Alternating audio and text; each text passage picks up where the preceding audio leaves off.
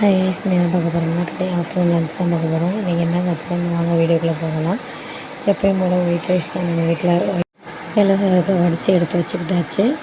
எப்பயும் போல் white rice வச்சுக்கிட்டு சரி நமக்கு மார்னிங் வந்து ஏதாவது செய்யலான்னு சொல்லிட்டு முட்டை இருந்துச்சு.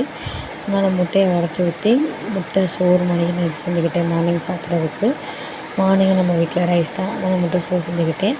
இன்னொரு முட்டை வந்து அவிச்சு வச்சுருந்தாங்க. அந்த அவிச்ச முட்டையை வந்து சும்மா எனக்கு அவிச்ச முட்டை சாப்பிட்டா பிடிக்குன்னு சொல்லிட்டு தோசைக்கல்லில் வந்து தனி மிளகா பொடி, லேசாக மிளகு பொடி, உப்பு இதெல்லாம் போட்டு கரம் மசாலாலாம் போட்டு இது பண்ணி அந்த முட்டையை அறுத்து அந்த தோசைக்கல்லில் போட்டு அதை நல்லா இது பண்ணவும் நல்லா திருப்பி விட்டுட்டு எடுத்து வச்சுக்கிட்டு அதை ஒரு இதில் மாற்றி வச்சுக்கிட்டு அப்படி பண்ணிவிட்டு குழம்பு வந்து மட்டன் குழம்பு தான் வச்சுருந்தாங்க. நல்லா உருளைக்கிழங்கு இதெல்லாம் போட்டு மட்டன் குழம்பு வச்சுருந்தாங்க.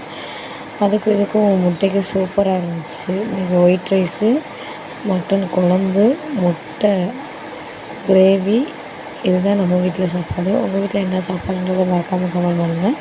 மார்னிங் வந்து முட்டை சோறு தான் நாங்கள் செஞ்சு சாப்பிட்டோம். Okay bye. இந்த மாதிரி இன்ட்ரெஸ்டான வீடியோ பார்க்குறதுக்கு மறக்காமல் நம்ம சேனலை சப்ஸ்கிரைப் பண்ணுவோம். அடுத்தடுத்து சாப்பாடு சம்மந்தமான இன்ட்ரெஸ்டான வீடியோ வரும்போது யார் யாருக்கெல்லாம் மட்டன் குழம்பு ரொம்ப பிடிக்குன்றது மறக்காமல் சப்ஸ்கிரைப் பண்ணுவோம். Okay bye. நெக்ஸ்ட் வீடியோவில் பார்ப்போம்.